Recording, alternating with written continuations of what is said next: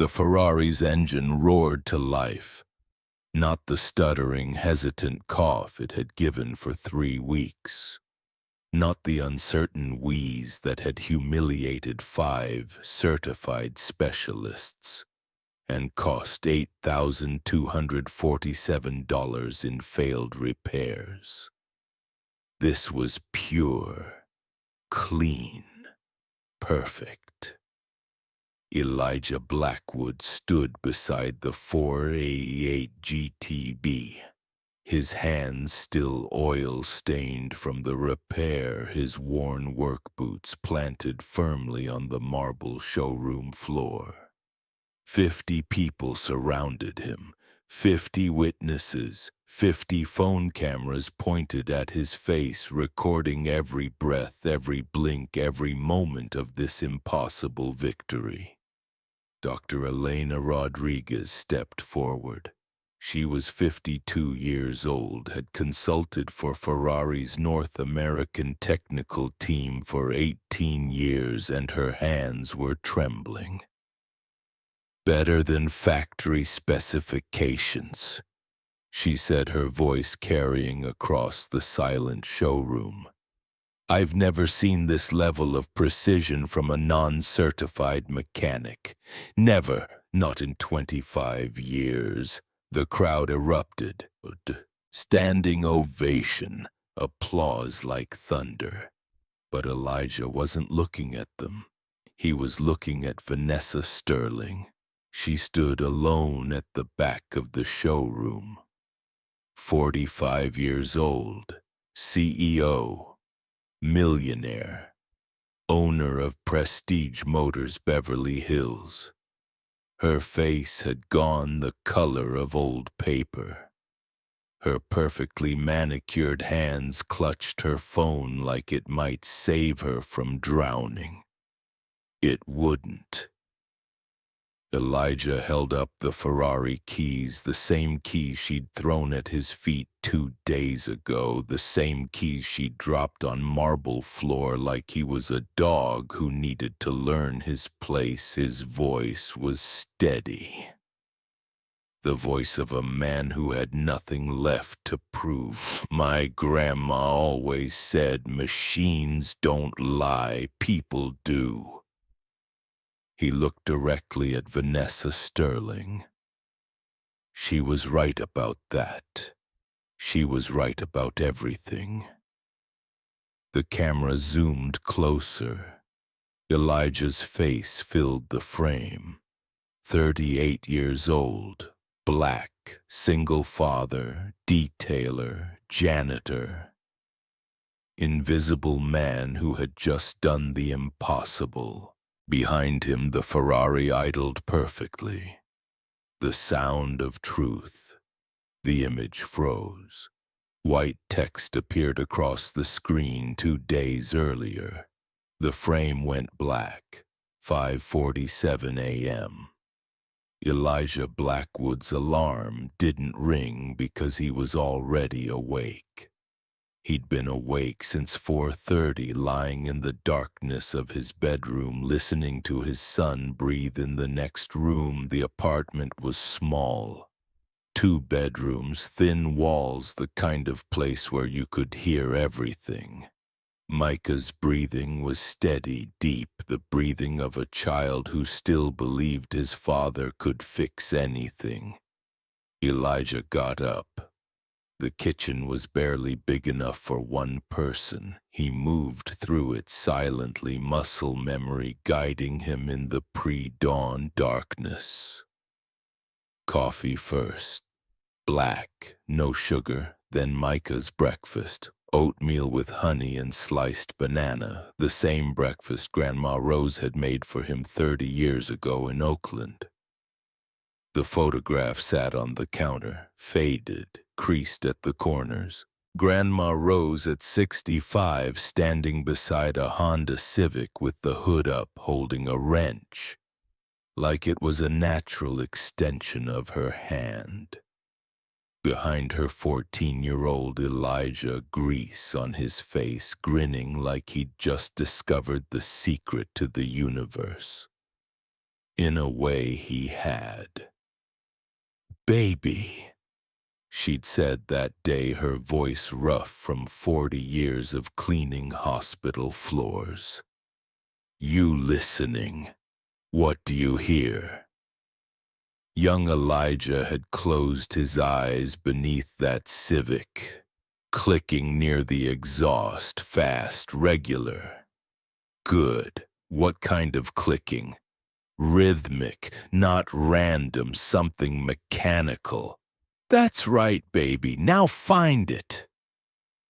He'd spent 2 hours tracing that sound. His fingers moved across components, feeling for vibration. His ears pressed against metal, listening for resonance. Finally, he found it. A heat shield bracket, loose, vibrating against the pipe. "Got it!" he'd called out. Rose had examined his work, her experienced eyes confirming what his young ones had found. 3 mechanics told me that was transmission trouble. Wanted $1,200. And my 14-year-old grandson finds a $20 bracket. She'd sat beside him on the parking lot curb.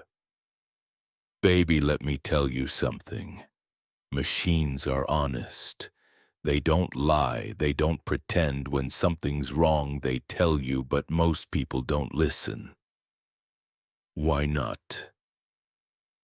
"Because listening is hard, because people trust computers and degrees more than they trust their own senses." Rose had tapped her ear. "God gave you everything you need to understand machines. Eyes to see, ears to hear, hands to feel. The question is whether you're willing to use them." Elijah touched the photograph now. "I'm listening, Grandma. I'm still listening." At 6:15, Micah stumbled into the kitchen. 8 years old. Hair sticking up in 3 directions, wearing Superman pajamas that were getting too small. "Morning, Dad." "Morning, buddy. Sleep okay?" "Yeah." Micah climbed onto the chair, rubbed his eyes. "I had a dream you were famous, like on TV and everything." Elijah smiled, set the oatmeal in front of his son. "What was I famous for? Fixing stuff nobody else could fix." Micah took a bite, looked up with those eyes that were exactly like his mother's. "You're already good at that, though." Something tightened in Elijah's chest. He turned away, poured more coffee he didn't need.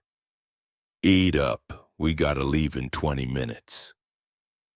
The drive to Micah's school took 14 minutes through morning traffic. Elijah drove carefully always. 10 miles under the speed limit. Always signaling lane changes 3 seconds early. 15 years since the DUI. 15 years clean. But the fear never quite went away. They pulled up to Oakmont Elementary. Micah grabbed his backpack, then hesitated. "Dad?" "Yeah, buddy." "Trevor's mom asked what you do for work." Elijah kept his hands on the steering wheel. "What did you tell her?" "I said you're really smart, that you know how cars work better than anyone." Micah looked down. "She asked if you're an engineer. I said no, then she got quiet." The silence in the car was heavy. "Listen to me." Elijah turned to face his son. "What I do doesn't change who I am. You understand, I clean cars, I detail them, I make them look beautiful. That's honest work, that's good work. But you could do more, right? You're smart enough. Being smart isn't always enough, Micah. World wants papers, credentials, things I don't have. He touched his son's cheek.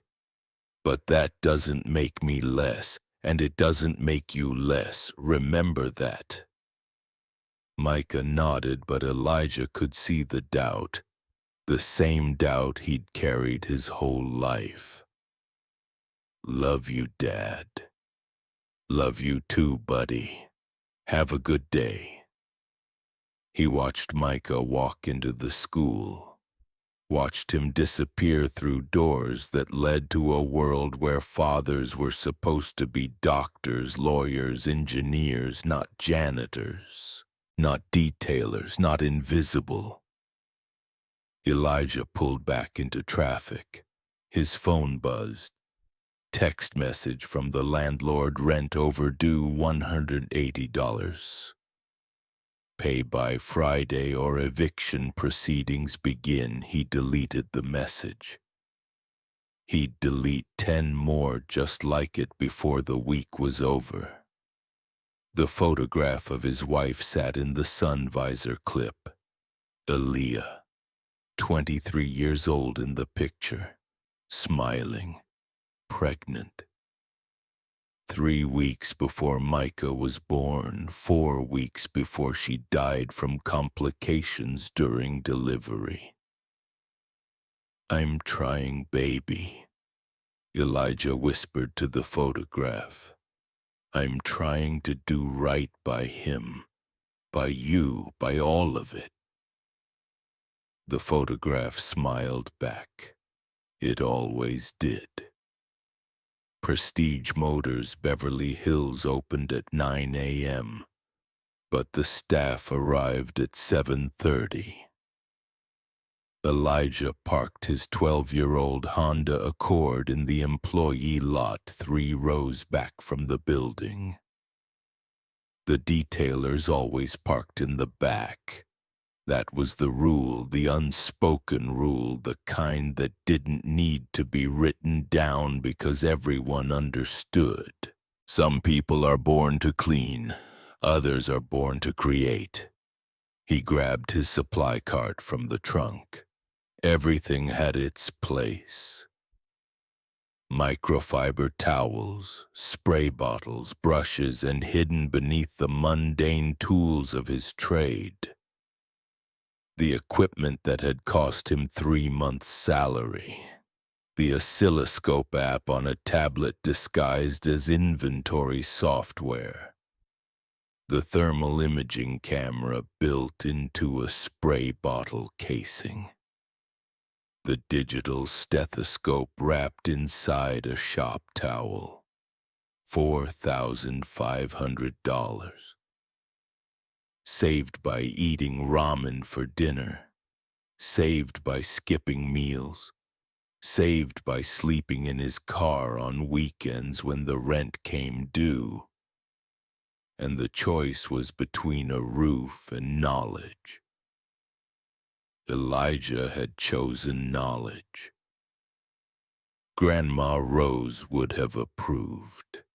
He pushed the cart through the employee entrance past the break room where Raymond Sullivan was already pouring coffee. Ray was 55, white-head mechanic at Prestige Motors for 23 years. He looked up when Elijah entered. Morning, Eli. Morning, Ray. Big day today, VIP showcase. Sterling's got 50 millionaires coming in. Ray stirred his coffee, studied Elijah's face. You hear about the Ferrari? Which one? Sterling's personal car, the 488. Been stalling for 3 weeks. 5 specialists have looked at it, 5 certified experts. Ray shook his head. Over $8,000 in repairs and it's still broken. She's furious. Elijah kept his face neutral. That's tough. You ever take a look at it? I'm a detailer, Ray. I clean cars. I don't diagnose them. Ray was silent for a moment. Yeah, right. I forget sometimes. He didn't forget. Nobody forgot. But it was easier to pretend, easier to play the role, easier to stay invisible than to reach for something you weren't supposed to touch.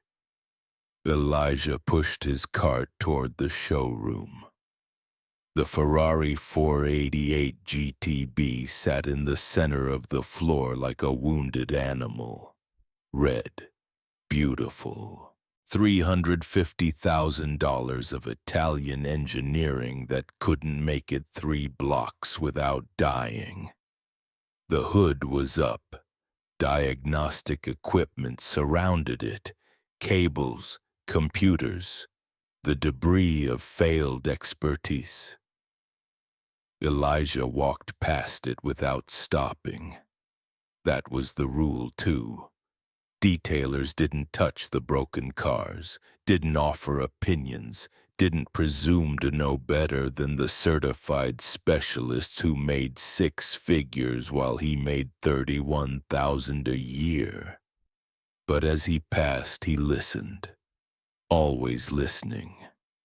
The engine was cool, now silent, but Elijah knew its voice. He'd been listening to it for 3 weeks. Late nights after everyone went home, early mornings before the showroom opened. Standing close enough to hear, but far enough not to be noticed. 847 hertz. That was the frequency of the problem.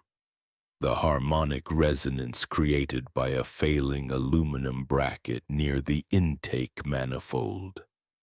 Microfractures invisible to the naked eye, invisible to computer diagnostics, invisible to anyone who didn't know how to listen. Elijah knew.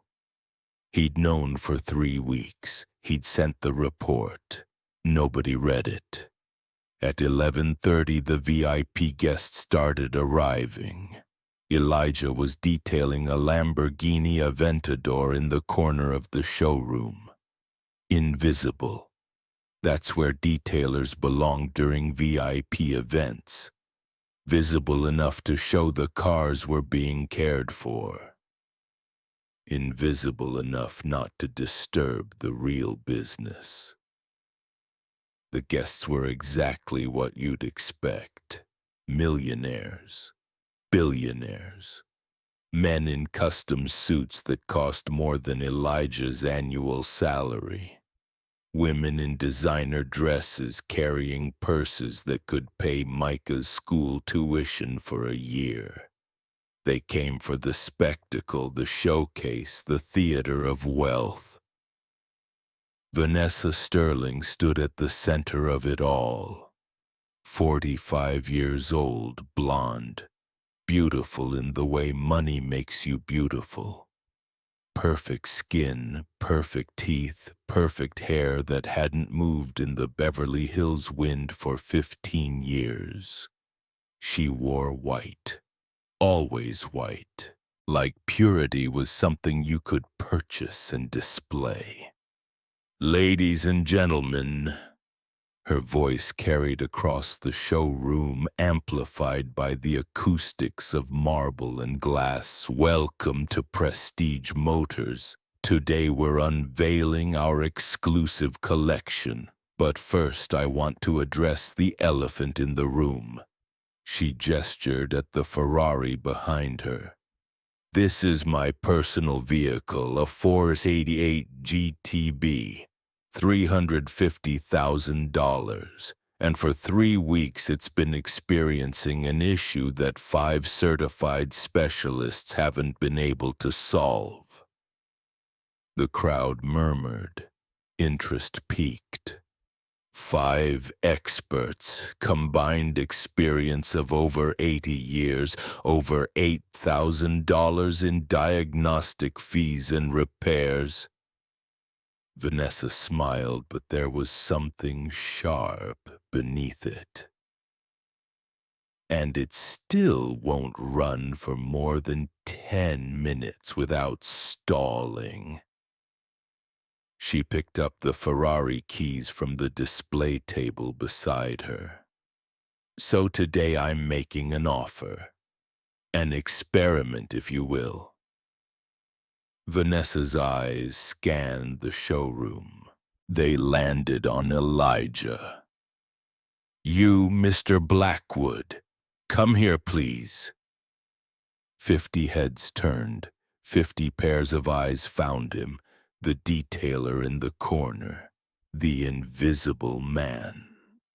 Elijah set down his microfiber cloth. He walked across the showroom, his footsteps silent on the marble floor. He could feel their judgment, their curiosity, their assumption that whatever was about to happen, he deserved it.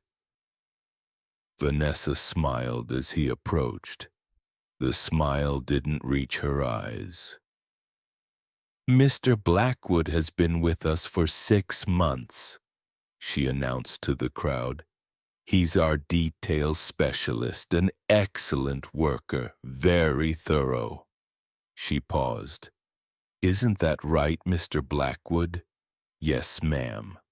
And you've seen this Ferrari many times, I'm sure. Cleaned it, detailed it." "Yes, ma'am." Vanessa held up the keys. The crowd leaned forward, sensing something. "I'm going to make you an offer, Mr. Blackwood. The same offer I'd make to anyone. If you can fix this Ferrari, if you can solve the problem that 5 certified experts couldn't solve, the car is yours. $350,000, yours to keep." Someone in the crowd laughed. Elijah stood perfectly still. Vanessa's smile widened. She dropped the keys. They hit the marble floor with a sharp metallic clatter. The sound echoed through the showroom, through the phones that were already recording, through the moment that would define everything that came next. "Pick them up," Vanessa said, her voice honey and venom. "Pick them up and prove me wrong." 50 people watched. 50 witnesses to what happened next. Elijah looked at the keys on the floor. He looked at Vanessa Sterling. He looked at the crowd with their phones, their judgment, their certainty that they knew exactly how this would end. He bent down. The crowd held its breath, and Elijah Blackwood stood back up without touching the keys. His voice was measured, the voice of a man who had carried dignity through places where it wasn't welcome. "I'm not a dog, Ms. Sterling." The silence that followed was absolute. Vanessa's smile flickered, just for a second. But Elijah saw it. The loss of control, the flash of something that might have been fear or rage, or the sudden realization that the script she'd written wasn't being followed. Then she laughed. It was a calculated laugh, performative, designed to reclaim the moment. "Ladies and gentlemen," she turned to her audience with theatrical grace, "this is exactly what I'm talking about. Some people are born to clean, others are born to create. It's just nature, the natural order of things." A few nervous chuckles rippled through the crowd. But not everyone was laughing. An older woman in the front row stood perfectly still, her eyes fixed on Elijah's face. Catherine Whitmore, 62 years old, self-made billionaire, owner of 15 exotic cars and a reputation for seeing things other people missed. She wasn't smiling. Vanessa bent down herself, picked up the keys, and held them in front of Elijah's face. "You see this car?" She gestured at the Ferrari behind her. "5 mechanics have failed to fix it. 5 certified specialists with decades of experience. You know what they all had in common." Elijah said nothing. Credentials, training, education. Vanessa's voice dropped to something almost intimate. "Things you will never have." She pushed the keys into Elijah's shirt pocket, patted them twice like she was praising a pet. "The Ferrari's yours if you can fix it, but we both know you can't." She leaned closer, her whisper loud enough for the front row to hear. "So why don't you go back to your corner where you belong?" She walked away. The crowd parted for her like water around stone. Elijah stood alone in the center of the showroom, the keys pressing against his chest through his shirt pocket. His hands at his sides, his expression absolutely composed.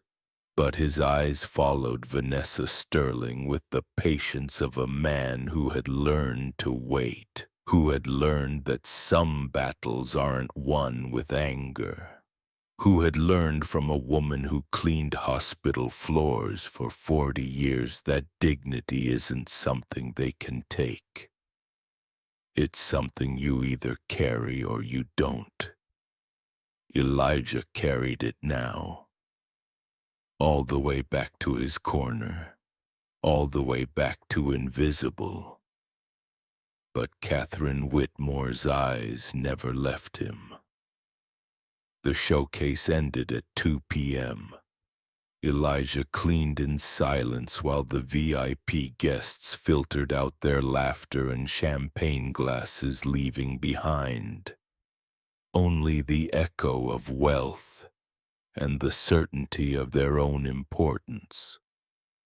Ray Sullivan found him in the service corridor 20 minutes later. "Jesus Christ, Eli."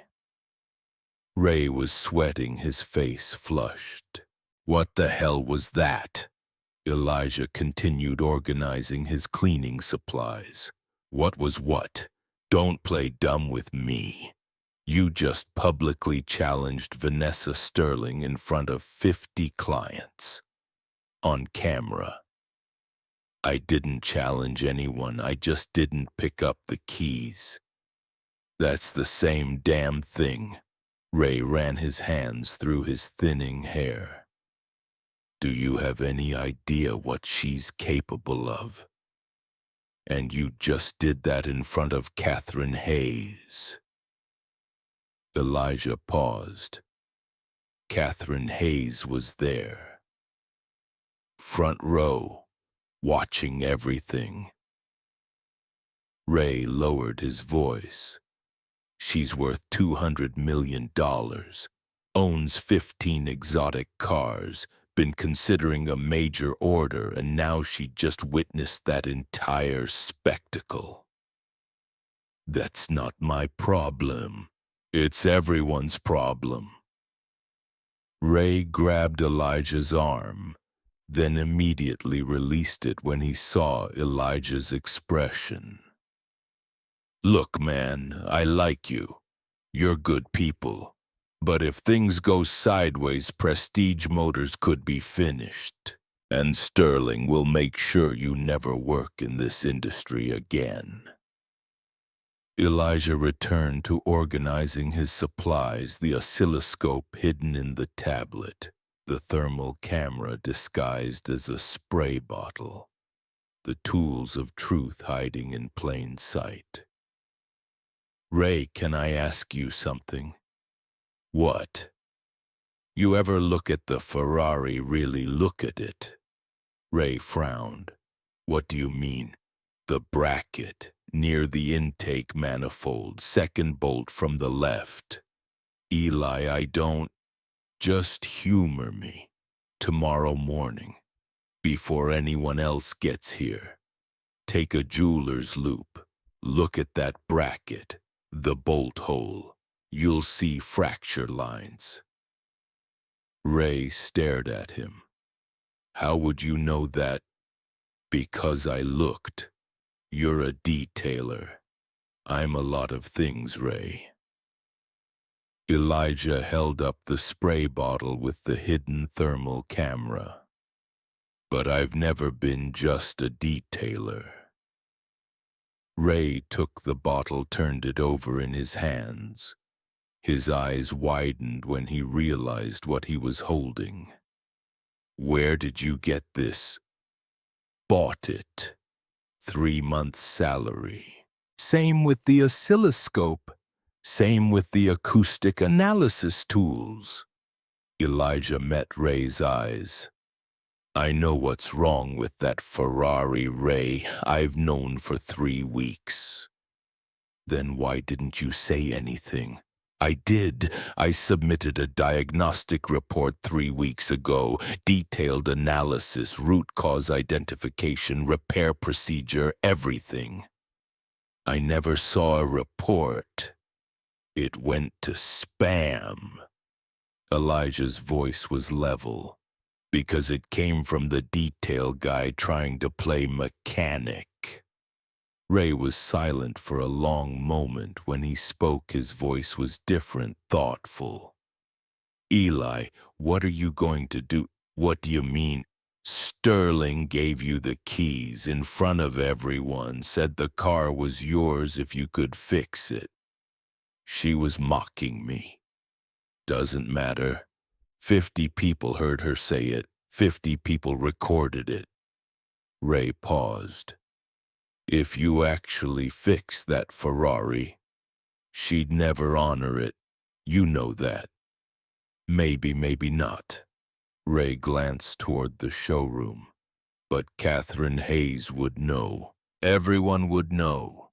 And Vanessa Sterling would have to explain why she went back on her word in front of Beverly Hills' entire luxury car community. Elijah considered this. I'm not saying you should do it, Ray added quickly. I'm just saying if you wanted to, this might be your only chance to stop being invisible. Heavy footsteps approached down the corridor. Both men turned. Vanessa Sterling stood at the end of the hallway, arms crossed, her face carved from stone. Ray, my office now. Ray shot Elijah a worried look and hurried away. Vanessa didn't follow immediately. She stood there staring at Elijah, her eyes moving over his face like she was trying to solve a puzzle. You surprised me, she said finally. Did I? Most people in your position would have picked up those keys without hesitation, would have accepted the humiliation as the price of keeping their job. Most people aren't me. Vanessa's lips curved slightly. No, they're not. She took a step closer. Who are you, Elijah Blackwood, really? I'm the detail specialist. You said so yourself. Don't play games with me. I saw how you looked at that Ferrari, like you knew something. Elijah kept his expression neutral. I don't know what you're talking about. Vanessa studied him for another long moment. Then she nodded as if confirming something to herself. The showcase continues tomorrow. Same time, same clients, the ones who haven't already fled. Her voice hardened. I want every vehicle spotless. I want the Ferrari detailed twice, and I want you invisible. Invisible. Gone. Out of sight. I don't want to see your face, hear your voice, or be reminded that you exist. She turned to leave, then paused. And Elijah, those keys in your pocket. They're not yours. They never will be. That was theater, entertainment. If you actually tried to start that car, I'd have you arrested for theft. She walked away, her heels clicking against the corridor floor until the sound faded to nothing. Elijah stood alone in the service corridor. He pulled out the Ferrari keys and looked at them in the fluorescent light. Theater. Entertainment. Maybe. But Vanessa Sterling had made a promise in front of 50 witnesses. And Elijah Blackwood had learned that the best revenge wasn't anger. It was patience. It was listening. It was knowing something nobody else knew and waiting for exactly the right moment to speak. His phone buzzed. Unknown number. He answered. Mr. Blackwood. A woman's voice. Older. Cultured. Familiar. Who's asking? My name is Catherine Whitmore. We haven't been formally introduced, but I believe you made quite an impression on me today. Elijah's grip tightened on the phone. Mrs. Whitmore, how did you get this number? I have resources. A pause. I also have questions. Questions about what I witnessed today. I'm not sure what you mean. Mr. Blackwood, I didn't become wealthy by being naive. I watched you during that showcase. While Vanessa Sterling was performing for the crowd, you were watching the Ferrari. Not the drama. The car. And you were watching it like someone who understood what they were seeing. Elijah said nothing. I've been in the luxury automotive world for 30 years, Catherine continued. I've seen mechanics, engineers, specialists of every kind. I know what expertise looks like, and I saw it in you. With respect, Mrs. Whitmore, I'm a detailer. With respect, Mr. Blackwood, that's nonsense. Catherine's tone was pleasant but firm. I did some research after I left, made a few calls, asked about the detail specialist who didn't pick up the keys. Elijah waited. Nobody knows anything about you. You appeared at Prestige Motors 6 months ago. No employment history before that, at least none that shows up easily. No social media presence. No online footprint. Catherine paused. You're a ghost, Mr. Blackwood, and ghosts don't exist without reasons. Maybe I just value my privacy. Maybe. Or maybe there's a story that would explain why a man with your obvious intelligence is cleaning cars for $15 an hour while a woman like Vanessa Sterling runs the show. Elijah was silent for a long moment. What do you want, Mrs. Whitmore? I want to watch you fix that Ferrari. I'm sorry. Vanessa Sterling announced yesterday publicly on video in front of 50 witnesses that the car belongs to whoever can fix it. She was mocking you. We both know that. But words have consequences, and I'm very interested to see what happens when consequences arrive. Mrs. Sterling made it clear that offer wasn't real. Mrs. Sterling doesn't get to decide what's real once 50 people have recorded her saying it. Catherine's voice hardened. I'll be honest with you, Mr. Blackwood. I was going to give Vanessa Sterling a $2.3 million order. 3 Lamborghinis. But after what I saw yesterday, not just how she treated you, but how she treats everyone, I'm reconsidering.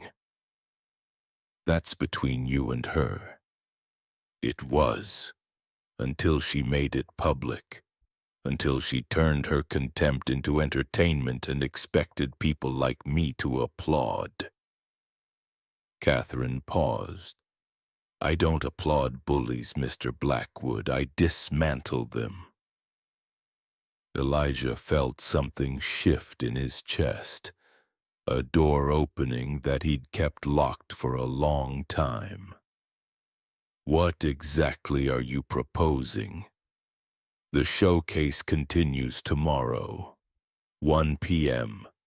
Vanessa is desperate to repair the damage, which means she'll be on her best behavior, at least initially. But her Ferrari will still be broken, and she'll still be humiliated every time someone asks about it. Catherine's voice dropped. I think you should fix it, in front of everyone with cameras rolling. Mrs. Whitmore, even if I could fix that car, and I'm not saying I can, Vanessa would never let me touch it. She won't have a choice. Not if the right people are watching. Not if the right pressure is applied. Catherine paused. I have a colleague, Dr. Elena Rodriguez, professor of mechanical engineering at UCLA, consultant for Ferrari's North American technical team. She's agreed to attend tomorrow as my guest. A Ferrari consultant. The Ferrari consultant. If she validates your work publicly, professionally, on the record, Vanessa Sterling won't be able to dismiss you as the cleaning guy. She'll have to acknowledge what you've done. Elijah was silent for a long moment. Why? He finally asked. Why do you care what happens to me? Because I'm tired of watching talented people get crushed by mediocre ones. Catherine's voice softened. And because someone helped me once a long time ago when I was nobody. When I was invisible, and I've been waiting for the chance to return that favor. Elijah looked around his small apartment. At the photograph of Grandma Rose, at Micah's drawing on the refrigerator showing his father as a superhero. 1 p.m., he said. I'll make sure you have access. Dr. Rodriguez will be watching. The rest is up to you. The line went dead. Elijah sat in the darkness, holding the phone, feeling the weight of what was coming. 6 months of humiliation, 6 months of being invisible, 6 months of knowing he was smarter than everyone who looked down on him. It all ended tomorrow, one way or another. He walked to Micah's bedroom door, opened it quietly. His son was asleep, clutching a stuffed elephant that had been his mother's. I'm going to do something tomorrow, buddy, Elijah whispered. Something that might change everything. And I need you to know whatever happens, I'm doing it for you. so you never have to feel invisible. Micah shifted in his sleep but didn't wake. Elijah closed the door. He spent the rest of the night reviewing his diagnostic data, the thermal signatures he'd mapped over 3 weeks, the acoustic frequencies he'd recorded at 847 hertz. The solution that 5 specialists had missed because they were looking at computer screens instead of listening. At 5 a.m., his phone buzzed with a text from an unknown number. "Tomorrow you show them who you really are. I'll be there." KW Elijah looked at the message for a long time. Then he looked at the photograph of Grandma Rose. "You ready for this, Grandma?" he whispered to the image. "Because I think it's finally time." The photograph smiled back. It always did. The morning of the second showcase arrived cold and clear. Elijah woke at 4:30, got up immediately, and made coffee strong enough to strip paint. His hands were steady. They were always steady. Grandma Rose had taught him that fear was natural, but showing it was optional. Control what you can control. Your breathing, your hands, your voice. Everything else is just noise. Elijah controlled his breathing now. In through the nose, 4 counts. Hold for 4. Out through the mouth for 6. The rhythm of patience. His phone lit up on the counter. 6:03 a.m. Text message from Catherine Whitmore. "Dr. Rodriguez arrives at 12:30. I'll handle Sterling. You handle the truth." Elijah typed back. "Understood." At 6:45, Micah wandered into the kitchen wearing different Superman pajamas. "Big day, Dad." Elijah poured orange juice, set it in front of his son. "Why do you say that?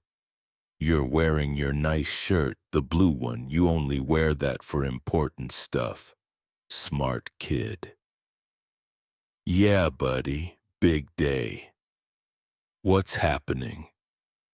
Elijah sat down across from Micah. 8 years old enough to understand some things. "You remember yesterday at my work, the lady who was mean?" Micah nodded, his face serious. "The one who dropped the keys. Yeah, her. Well, today I'm going to show her something." "Show her what?" "That being smart doesn't need permission." Micah thought about this while he ate his cereal. Then he looked up with those eyes that were exactly like Aaliyah's. "Grandma Rose would be proud of you." Elijah had to look away, had to blink hard against something that wasn't quite tears. "Yeah, buddy. I hope so." They drove to school in silence. Comfortable silence. The kind that happens between people who understand each other without needing words. At the drop-off, Micah grabbed his backpack, then hesitated. "Dad, if something bad happens today, we'll be okay, right?" Elijah wanted to promise. Wanted to say yes, absolutely nothing bad will happen. But Grandma Rose had taught him never to lie to children. "I don't know what'll happen today, Micah, but I know this. Whatever happens, I'm your dad. That doesn't change. We'll figure it out together." Micah nodded. "Okay." Love you. Love you too, buddy. He watched his son walk through the school doors, watched until Micah disappeared. Then Elijah pulled back into traffic and drove toward Prestige Motors, toward the truth. Prestige Motors was already buzzing when Elijah arrived at 8 a.m. Staff hurried between vehicles, adjusting displays, checking every detail. The tension was thick. Everyone knew yesterday had been a disaster. Everyone knew Vanessa Sterling would be looking for someone to blame. Ray Sullivan caught Elijah in the parking lot. "Did you think about what I said?" "I did. And I'm going to fix the Ferrari." Ray's face went pale. "Jesus, Eli, you're serious." "I've never been more serious. She'll destroy you, you know that, right? Even if you fix it." "Ray." Elijah put his hand on the older man's shoulder. "I need you to do something for me." "What?" "That jeweler's loop, the one you use for inspecting paint chips. I need to borrow it." Ray studied Elijah's face for a long moment. Then he reached into his pocket and pulled out a small magnifying device. "You already know what you're going to find, don't you?"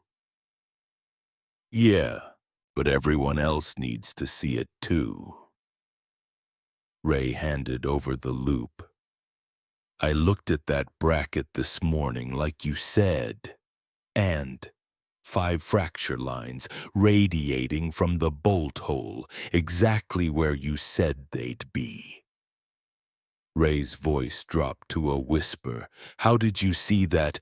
"I didn't see it. I heard it. 847 hertz, the frequency of aluminum under thermal stress." Elijah pocketed the loop. "You just have to know how to listen." "Where'd you learn that?" "My grandma. She cleaned hospital floors for 40 years, but she understood machines better than most engineers."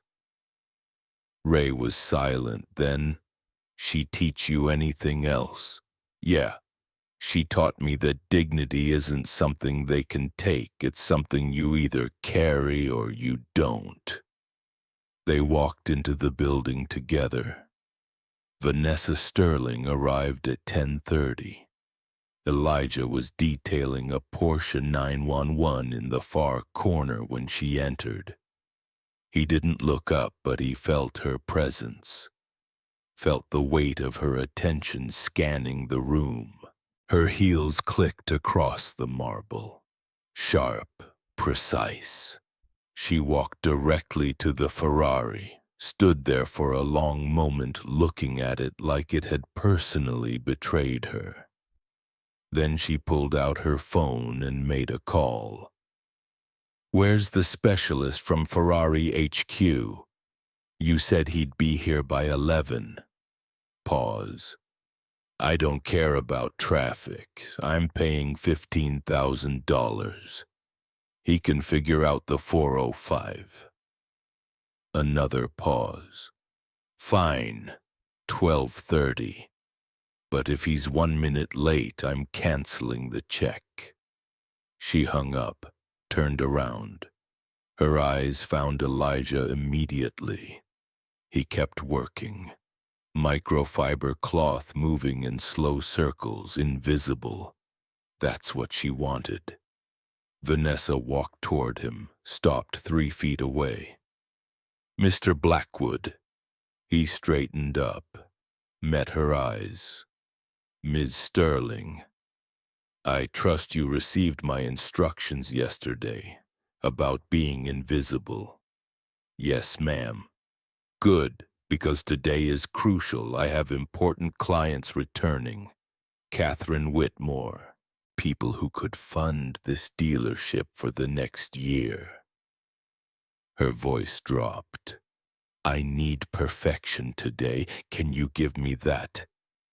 I can give you clean cars, ma'am. That's what I do. Something flickered across Vanessa's face. Suspicion, curiosity. You're very composed, Mr. Blackwood. Most people in your position would be terrified after yesterday. I don't terrify easily. No, I'm starting to see that. She studied him. Did you sleep well last night? Well enough. No nightmares, no anxiety about job security. My job is to detail cars. I detailed them yesterday. I'll detail them today. Vanessa smiled, but it didn't reach her eyes. Don't get cocky, Mr. Blackwood. Yesterday was theater. Today is business. And in business, people who overstep tend to find themselves unemployed. She walked away before Elijah could respond. Ray appeared at his elbow 30 seconds later. She's rattled. I noticed. You're getting under her skin. She doesn't know what to do with you. Ray glanced around. Catherine Whitmore called her this morning, told her she was bringing a guest, a Ferrari consultant. Sterling nearly had a heart attack. Good. Eli, are you sure about this? Elijah looked at the Ferrari sitting in the center of the showroom. Red, beautiful, broken. I've been going backward for 6 months, Ray. Invisible, ignored. Today I go forward. What if you fail? I won't. How can you be so sure? Elijah pulled out his phone, showed Ray the diagnostic data he'd been collecting for 3 weeks. Thermal signatures, acoustic frequencies, vibration patterns mapped to the decimal point. Because I've already fixed it in my head 50 times. All I have to do now is make my hands follow. Ray whistled low. You've been preparing, not hoping. Preparing. There's a difference. What's the difference? Hoping is wishing something works out. Preparing is making sure it does. At 12:15, the VIP guests started arriving. Fewer than yesterday. Word had spread, but the ones who came were the serious buyers. Catherine Whitmore arrived at 12:30 exactly. She wasn't alone. The woman beside her was 52, silver-haired, wearing elegant glasses and carrying herself with quiet confidence. Dr. Elena Rodriguez. Elijah felt the last piece click into place. Vanessa greeted them at the entrance, her smile bright and desperate. Catherine, so glad you could return, and you've brought a guest. Vanessa, this is Dr. Elena Rodriguez, UCLA Engineering Department. She consults for Ferrari's technical team. Something flickered across Vanessa's face, not quite fear, not quite anger. Something between. Dr. Rodriguez, what an honor. Are you interested in adding to your collection? I'm interested in automotive excellence. Dr. Rodriguez's handshake was brief, professional. Catherine tells me you have a Ferrari that's been giving you trouble. A minor mechanical issue, nothing significant. 5 specialists in 3 weeks, over $8,000 in failed repairs. Dr. Rodriguez raised an eyebrow. That doesn't sound minor. Where did you... Vanessa stopped herself, took a breath. The situation is under control. I have a specialist arriving from headquarters this afternoon. Actually, Catherine said, her voice pleasant but firm, I was hoping you might let your detail specialist take a look. The showroom went silent. Every conversation stopped. Every head turned. Vanessa's smile vanished. Excuse me, Elijah Blackwood. Catherine gestured toward the corner. The gentleman from yesterday. I understand he has some ideas about what might be wrong. That's absurd. Vanessa's voice rose. He's a janitor. He cleans cars. He doesn't. He submitted a diagnostic report 3 weeks ago. Catherine pulled out her phone, showed Vanessa the screen. I have a copy. Detailed thermal analysis. Acoustic frequency measurements.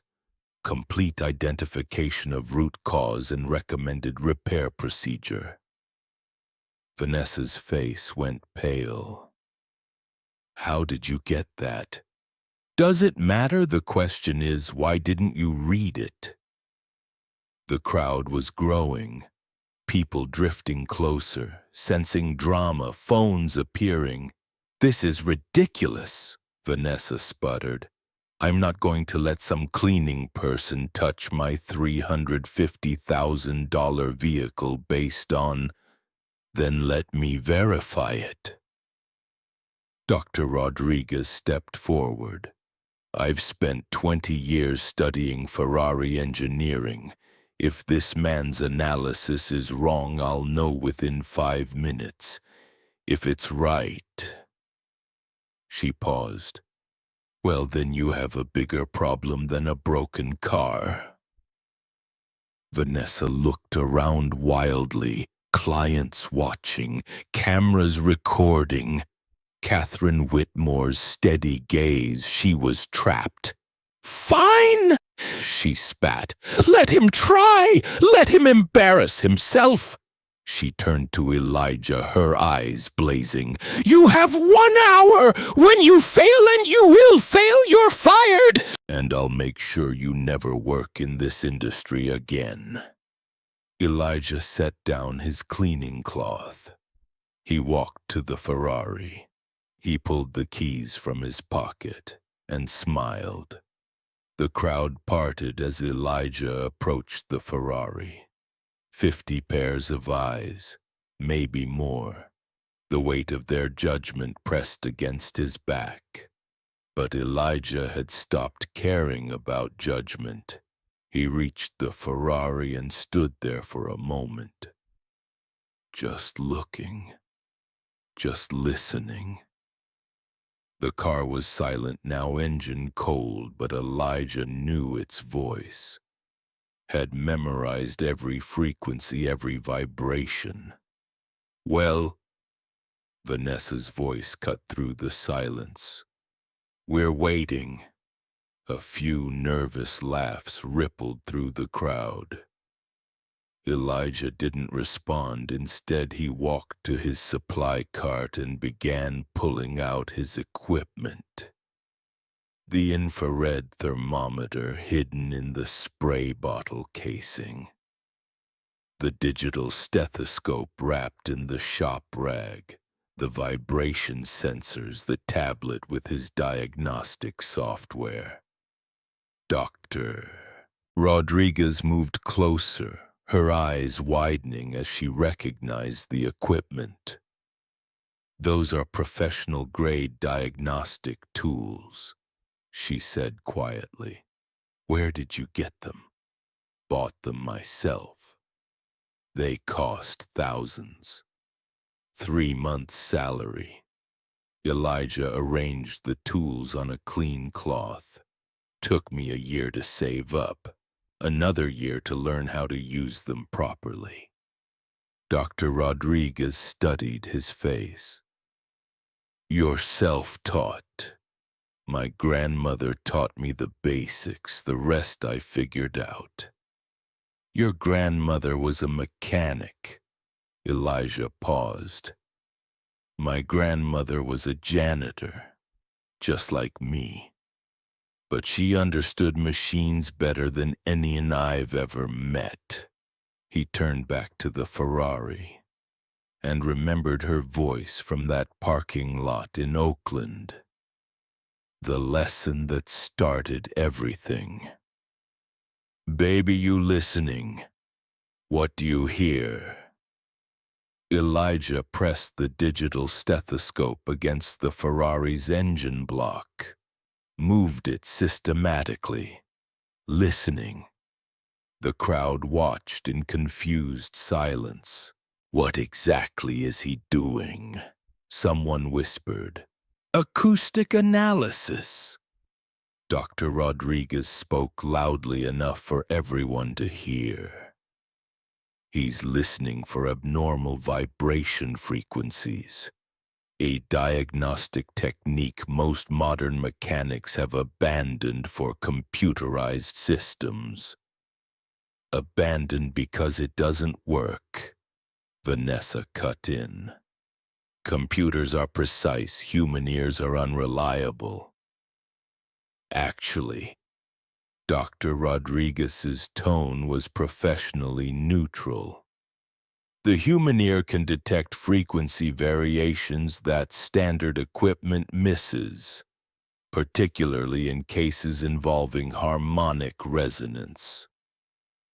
Vanessa's expression shifted, uncertainty creeping in. Elijah continued his examination. Stethoscope pressed against specific points.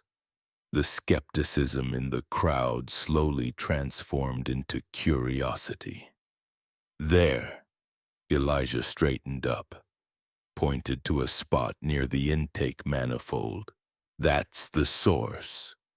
Dr. Rodriguez stepped forward. May I? Elijah handed her the stethoscope. She pressed it against the location he'd indicated, closed her eyes, concentrated. 1 moment passed, 2. Then her eyes opened wide. I hear it, she said softly. 847 hertz, maybe 850, with a secondary harmonic around 1240. 1239.8, Elijah corrected. I measured it 3 weeks ago. Dr. Rodriguez stared at him. You identified the exact frequency without spectrum analysis equipment. I have good ears. You have exceptional ears. I've worked with Ferrari engineers who couldn't identify frequencies that precisely without electronic assistance. Vanessa pushed through the crowd. What does any of this mean? So he can hear something. Hearing isn't fixing. It means he's identified the problem 5 specialists couldn't find. Dr. Rodriguez handed the stethoscope back. The vibration frequency he's describing is consistent with aluminum component failure under thermal stress. If I had to guess, there's a bracket that's developed microfractures. Elijah pulled out his infrared thermometer, began mapping the engine bay's temperature distribution. Numbers appeared on his tablet, building a thermal profile invisible to the naked eye. This spot here, he indicated a location, 23 degrees hotter than baseline, metal on metal contact where there shouldn't be any. How do you know baseline temperature? I've been tracking this car's thermal signatures for 3 weeks. Every morning when Miss Sterling arrives, every evening when she leaves, I know exactly what normal looks like. The crowd murmured. Several people leaned in to see the tablet. And this area. Elijah moved the thermometer to a nearby heat sink. 18 degrees cooler than specification. The bracket failure is preventing proper thermal transfer. Dr. Rodriguez pulled out her own thermometer, verified his readings. Her face showed professional admiration. "He's right," she announced. "These thermal variations are exactly what you'd expect from the type of failure he's describing." "This is ridiculous." Vanessa's voice had risen. "He's making this up. Anyone can point at engine parts and throw around numbers." "Then let's test it." Elijah met her eyes. "I'll show you exactly what's broken and exactly how to fix it. If I'm wrong, you fire me. If I'm right, you keep your promise." The crowd went silent. Catherine Whitmore smiled. Dr. Rodriguez nodded. Vanessa's face twisted through several emotions. Rage, fear, calculation. But she was trapped. 50 witnesses, cameras everywhere, a UCLA professor verifying every claim. "Fine," she spat. "Show us your brilliant repair, but if you damage my car, I won't damage your car, Ms. Sterling." Elijah's voice was level. "I'm going to make it run better than it has since it left the factory."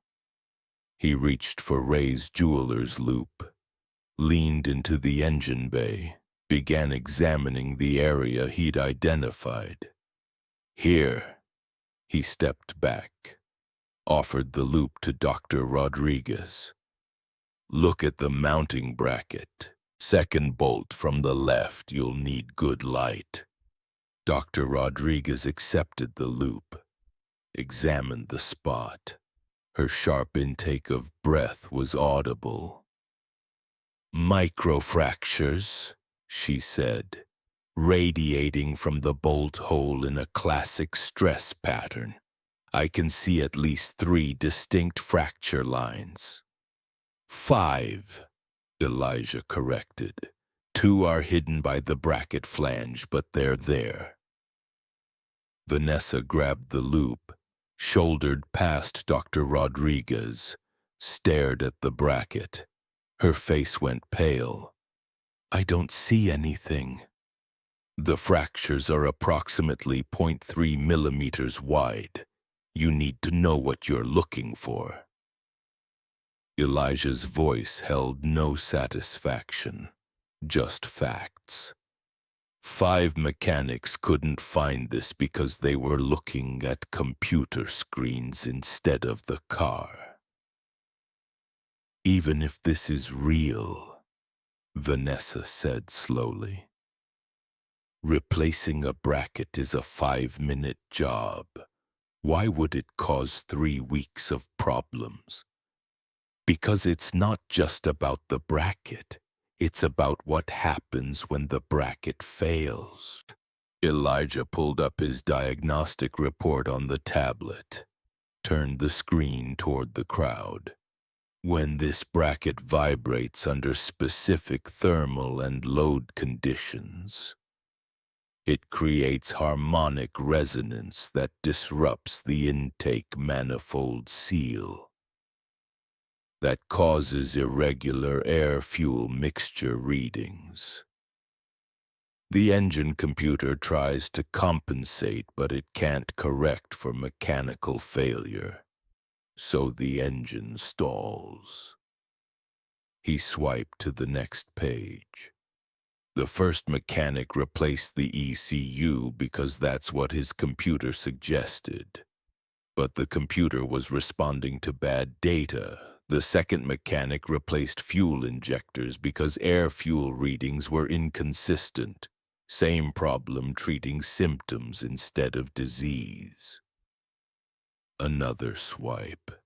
The third mechanic adjusted timing because combustion was irregular. The fourth ran every diagnostic protocol and found nothing because the problem only manifests under specific conditions that weren't replicated during testing. The fifth did the same with more expensive equipment. He showed a final screen. Total spent on unnecessary repairs, $8,247. Actual solution, $47 bracket. Vanessa's face had gone from pale to gray. You're saying all those repairs were unnecessary? I'm saying $8,000 was spent fixing things that weren't broken while a $47 part sat there causing all the problems. Elijah paused. I tried to tell you 3 weeks ago. I never received. Elijah pulled up the email on his tablet, showed her the metadata. Sent 3 weeks ago, 11:47 p.m., opened by you 3:42 a.m. Moved to spam folder 3:47 a.m. 5 minutes later. The silence was absolute. The crowd stood frozen. Vanessa Sterling had been publicly exposed for reading the solution, then deleting it because it came from the wrong person. Catherine Whitmore stepped forward. Mr. Blackwood, can you fix the car? Yes. How long? 90 minutes. Maybe less. What do you need? A replacement bracket. Ferrari part number 2098847. Any decent supplier should have it in stock. He paused. And I need everyone to step back about 10 feet. I can't work with people breathing down my neck. Catherine turned to Vanessa. Well, are you going to let him try? Vanessa's jaw clenched. Her hands trembled. For a moment, Elijah thought she might explode. But she didn't. Because survivors know when they're beaten. Fine, she said through gritted teeth. Fix the damn car. She turned and walked away, disappeared into her office. The door slammed. The crowd remained, watching, waiting. Catherine made a phone call. Within 20 minutes, a courier arrived with the replacement bracket. Dr. Rodriguez positioned herself where she could observe while explaining to the audience. And Elijah Blackwood began the repair that would change everything. He worked slowly, methodically, refusing to rush. He removed the damaged bracket with surgical precision, handled it like evidence, showed the microfractures to Dr. Rodriguez, who photographed them. This level of stress fracturing typically takes years to develop, she said. It's the kind of failure computerized diagnostics almost never catch, because it doesn't trigger sensor alerts until cascade failure begins. That's why I started tracking thermal signatures. Elijah replied, his hands steady as he prepared the mounting surface. Most problems announce themselves long before they become failures. You just have to know how to read the early warnings. Where did you learn this methodology? Elijah paused. A rare emotion flickered across his face. My grandmother. She cleaned buildings for 40 years, but she understood machines better than most engineers. She sounds remarkable. She was the best person I ever knew. She died when I was 17. Cancer. Couldn't afford the treatments that might have saved her. Rodriguez was silent for a moment. I'm sorry. She'd be proud right now. That's what matters. Elijah returned to his work. The new bracket required precise installation, exactly as he'd described in his report. Engine temperature had to reach 73 degrees Celsius, not 72, not 74. He monitored the reading with unwavering attention. "Why is temperature so critical?" Catherine asked. "Thermal expansion," Elijah explained without looking up. "If you install at the wrong temperature, the bracket's dimensional alignment won't match the mounting surface. You'll create stress points that lead to the same failure pattern within months. And you knew this because I studied the failure mode. The original bracket didn't fail randomly. It probably failed because it was installed during cold weather service. The mounting tolerances were off from day one. It just took time for stress fractures to develop. The engine temperature hit 73 degrees. Elijah began the torque sequence. 22 foot-pounds, he narrated, applied in diagonal pattern. First bolt to 15, second to 15, third to 15, fourth to 15, then final torque in the same sequence. This distributes stress evenly. Dr. Rodriguez recorded everything. I'm going to recommend this methodology to Ferrari's technical team.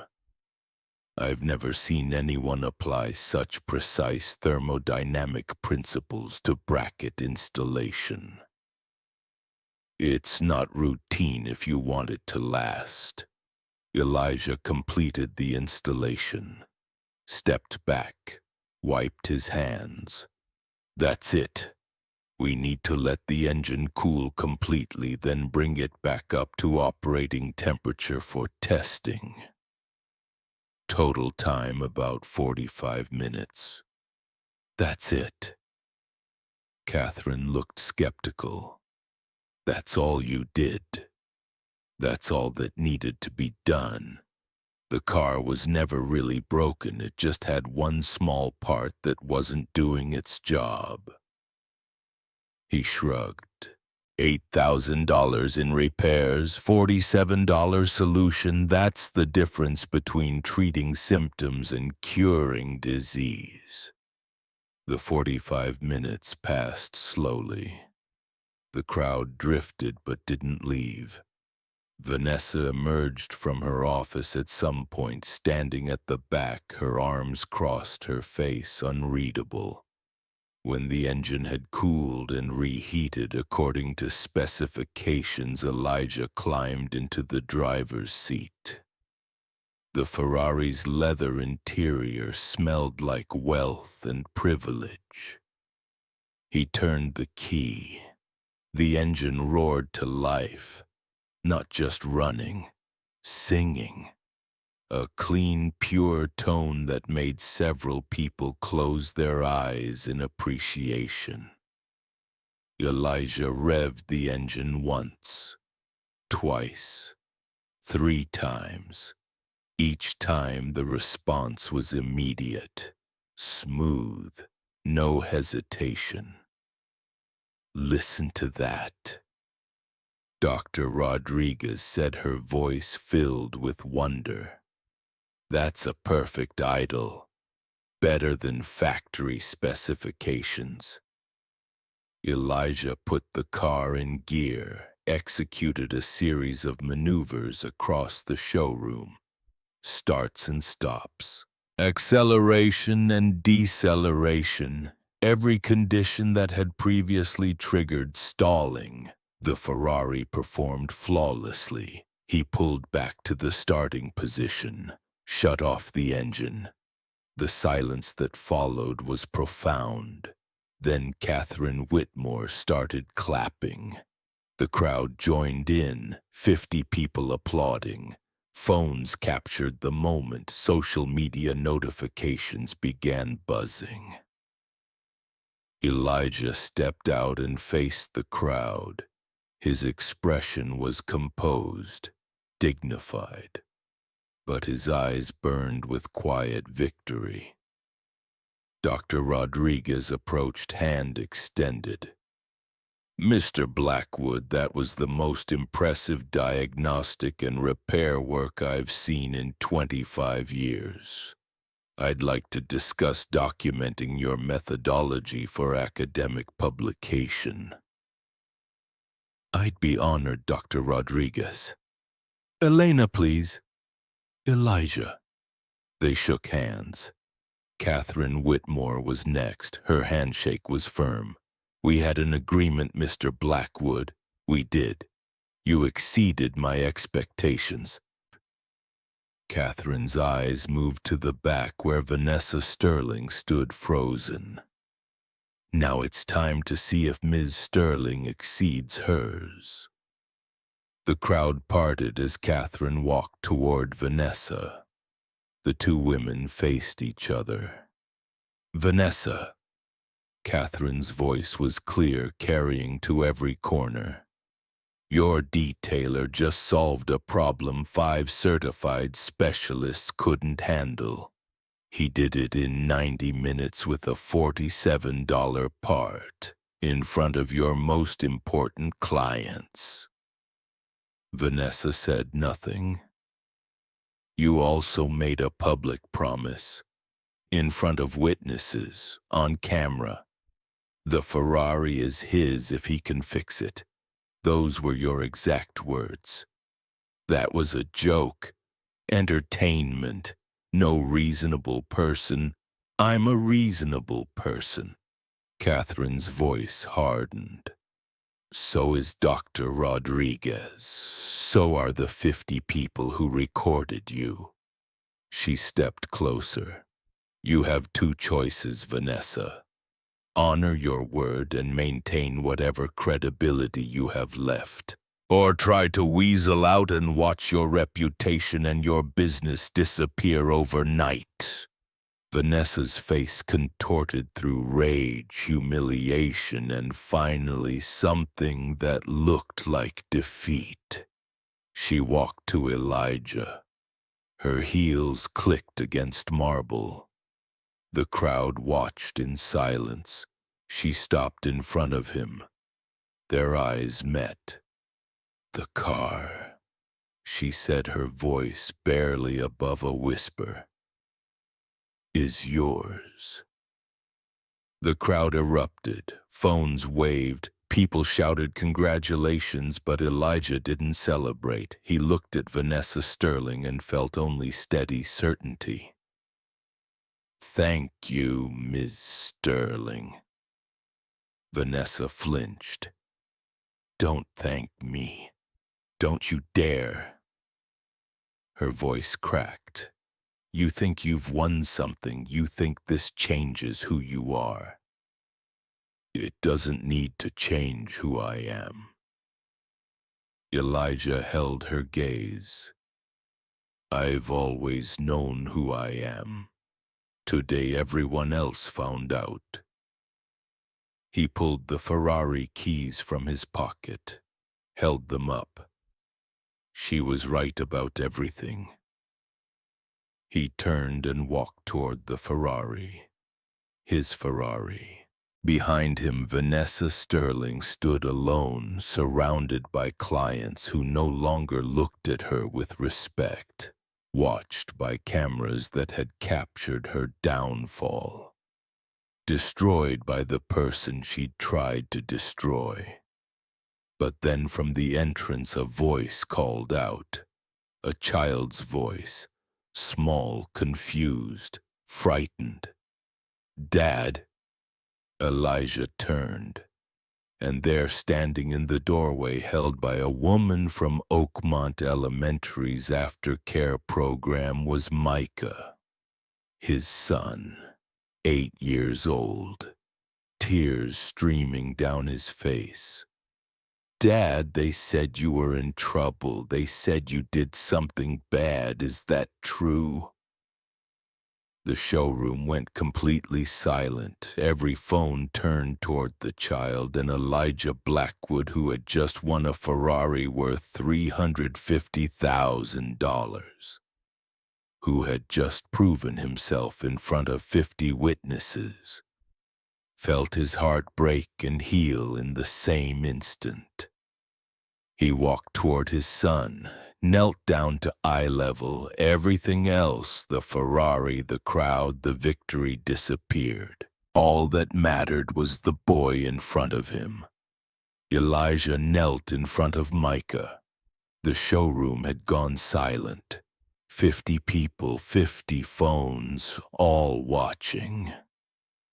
Micah's face was streaked with tears. His Superman backpack hung from one shoulder. His eyes were wide with confusion and fear. "Dad, Mrs. Patterson from aftercare said people were calling the school, saying you were on the news, saying you stole a car." His voice broke. "You didn't steal a car, right?" Elijah put his hands on his son's shoulders. "Gentle, steady, nobody, I didn't steal anything." "Then why are all these people here? Why are they recording you?" "Because I fixed something that was broken, and some people didn't think I could do it." Micah looked past his father at the Ferrari, at the crowd, at Vanessa Sterling standing alone at the back, her face pale. "Is that the mean lady from yesterday?" "Yeah, buddy, that's her." "Did she say sorry yet?" Elijah almost smiled. The simple logic of an 8-year-old. Someone does something mean, they should apologize. "Not yet." "She should." Micah wiped his eyes. "Grandma Rose always said people who are mean are just scared of something." Grandma Rose was right about that, too.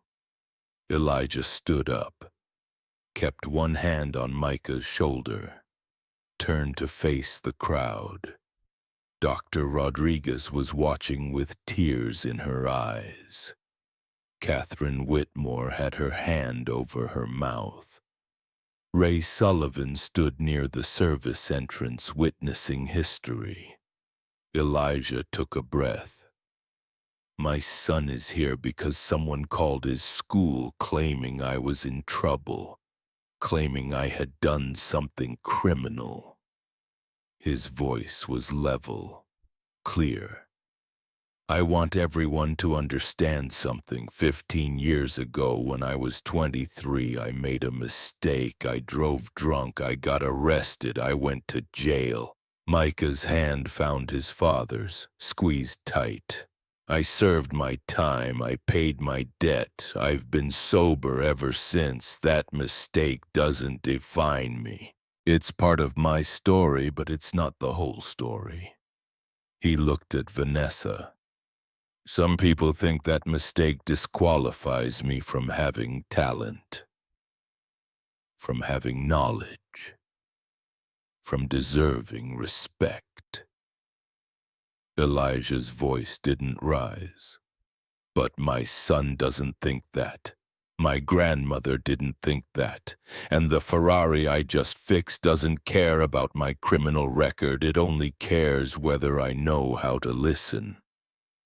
He knelt down again, eye level with Micah.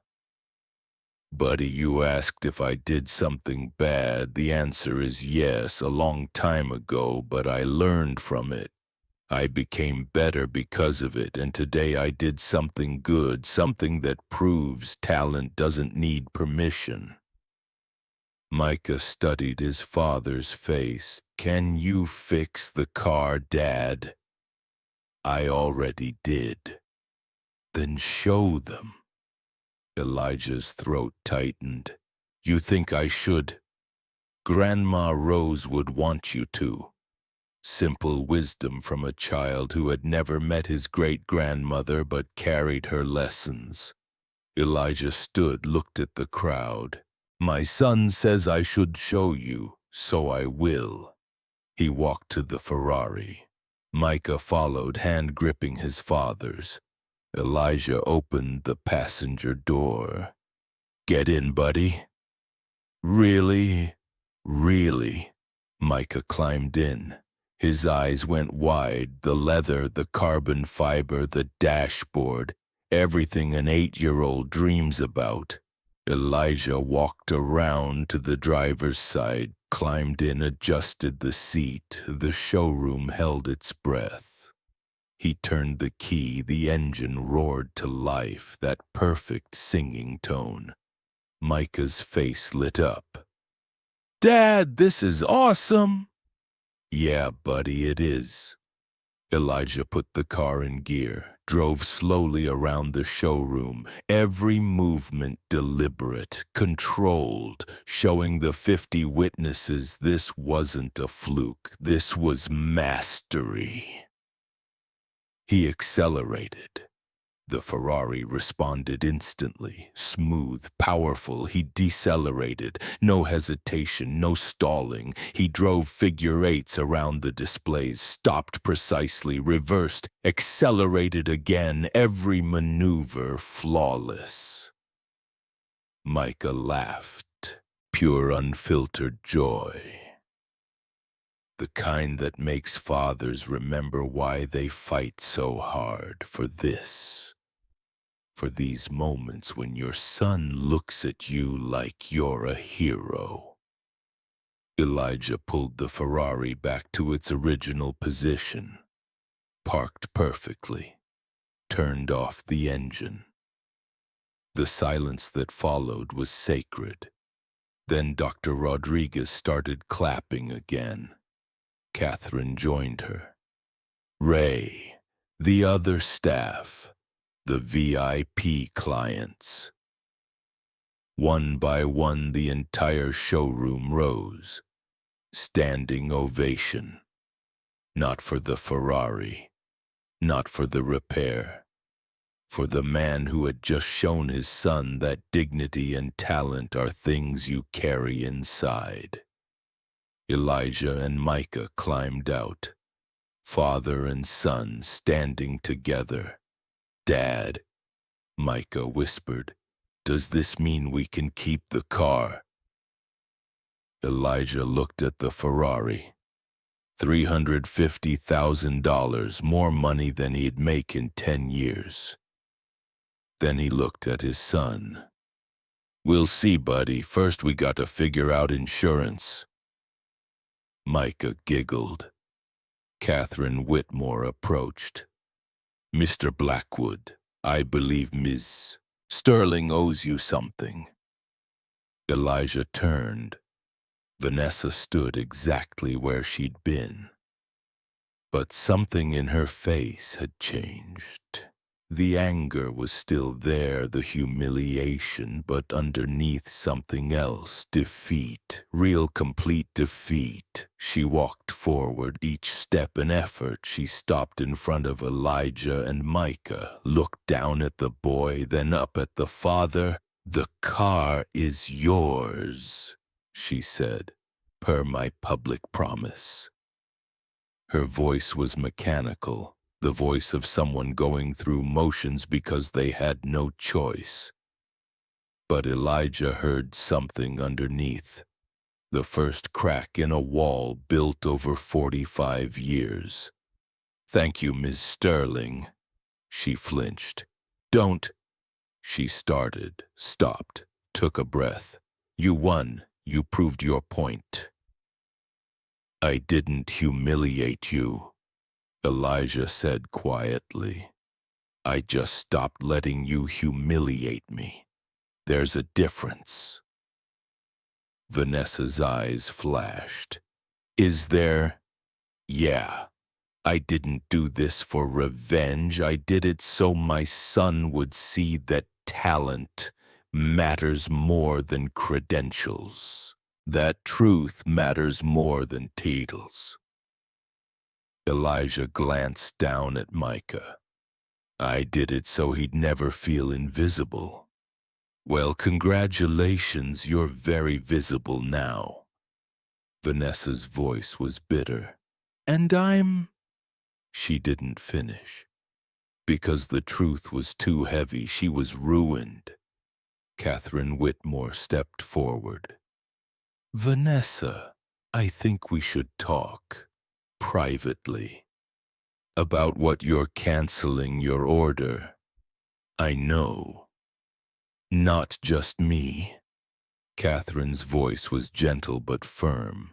I've been making calls, the Nelson family, the Whitaker Trust, the Morrison estate.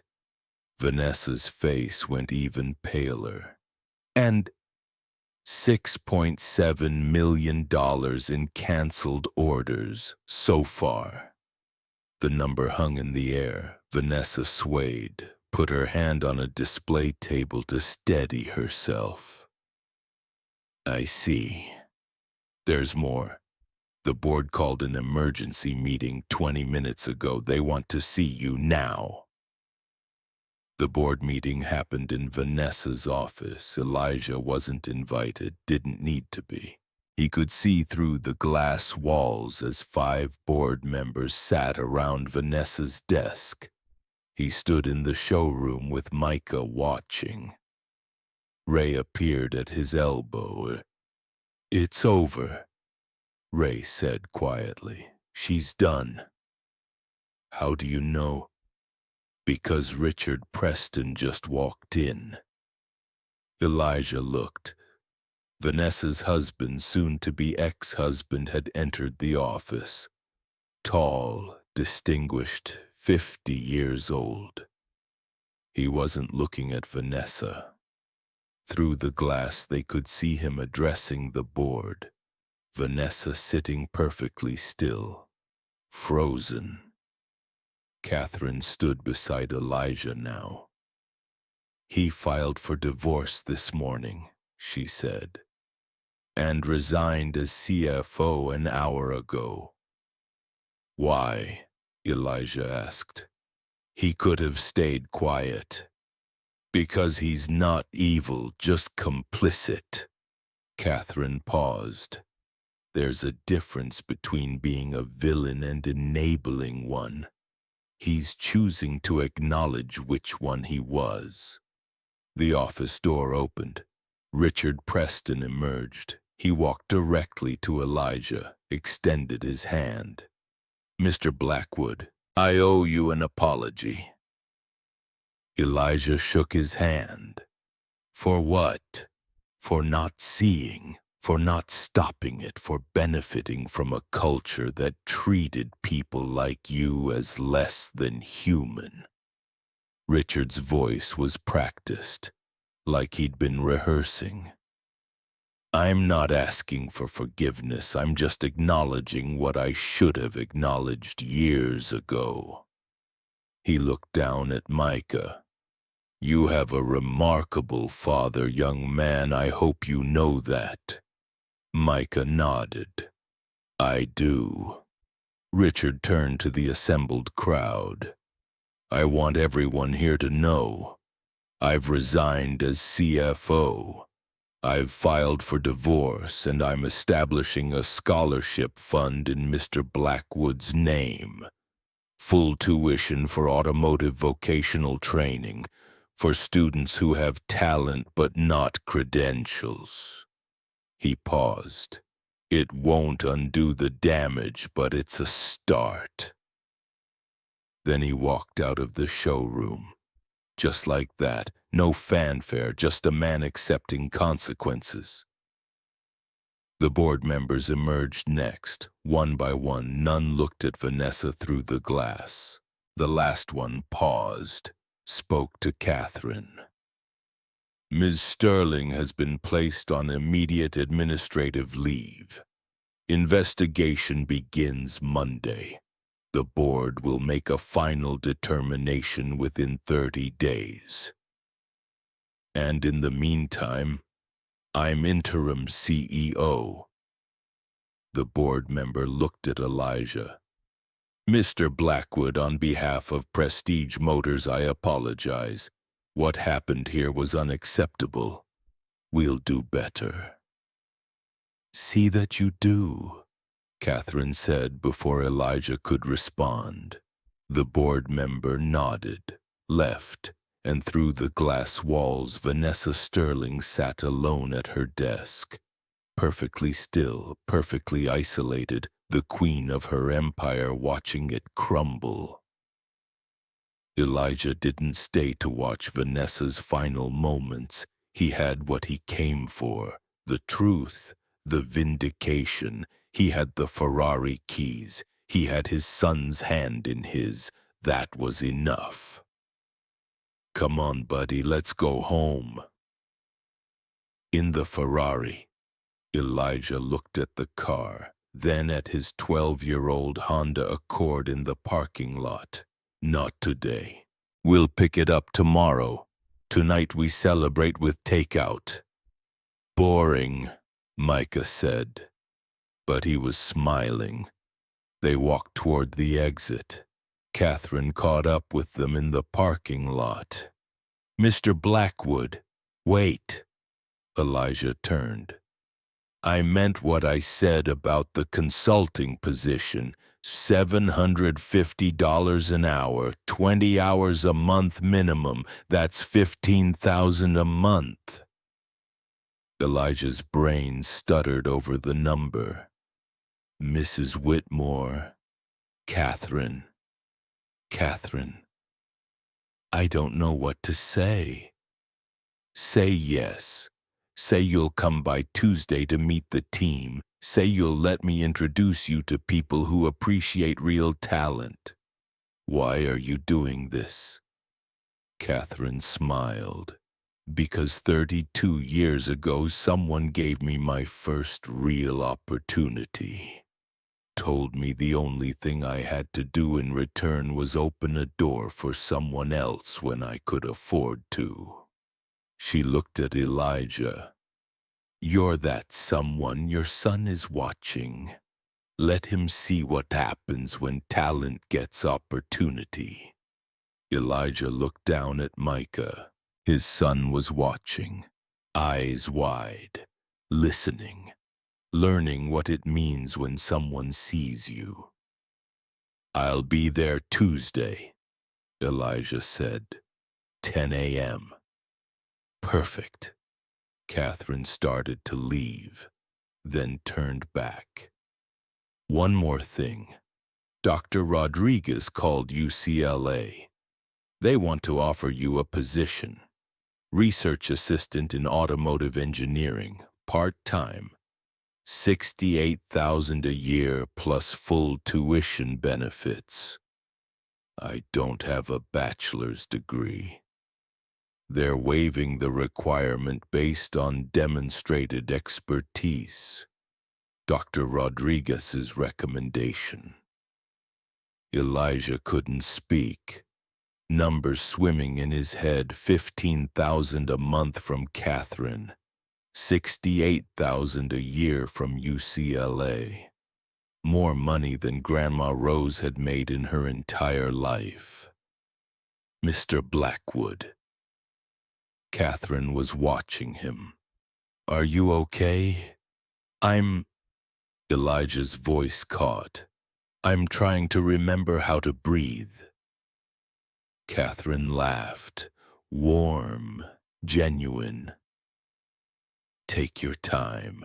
The offers aren't going anywhere. She walked to her Bentley.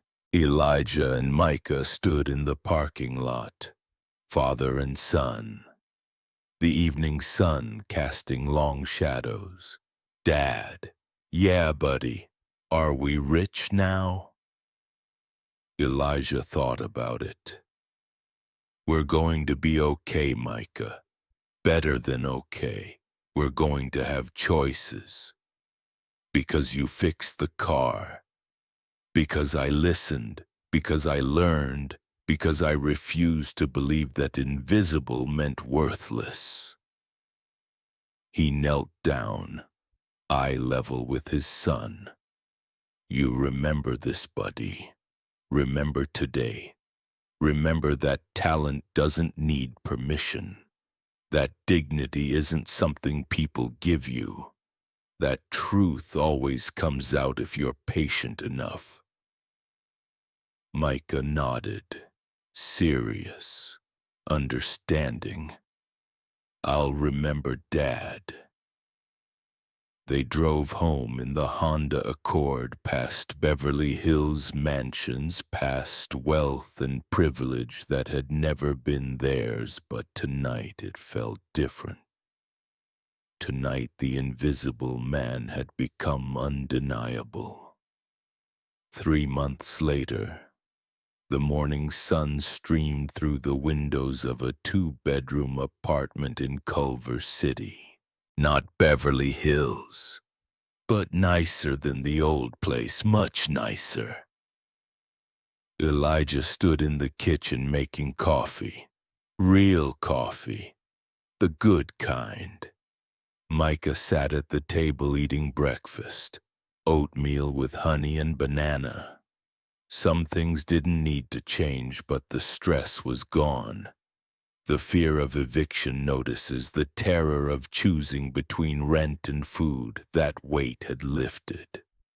Elijah now made $83,000 from UCLA.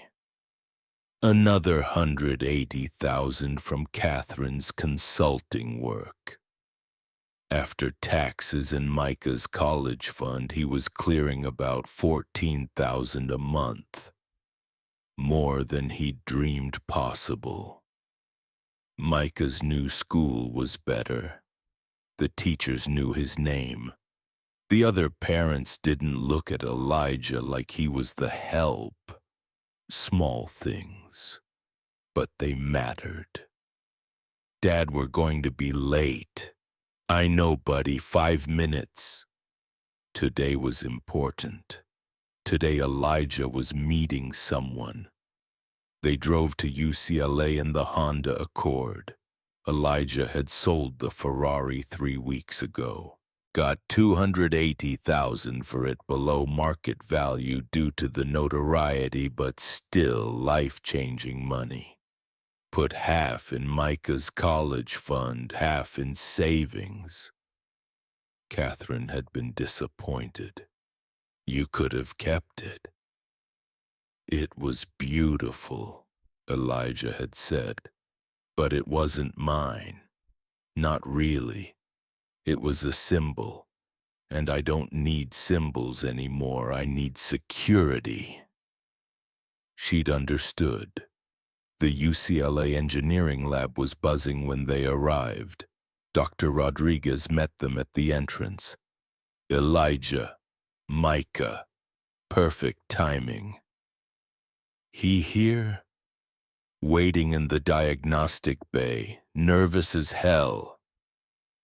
They walked through the facility, past students working on engines, past equipment that cost more than Elijah's annual salary. In the diagnostic bay, a young man stood beside a Honda Civic. 19 years old, black, wearing jeans and a t-shirt that had seen better days. He turned when they entered.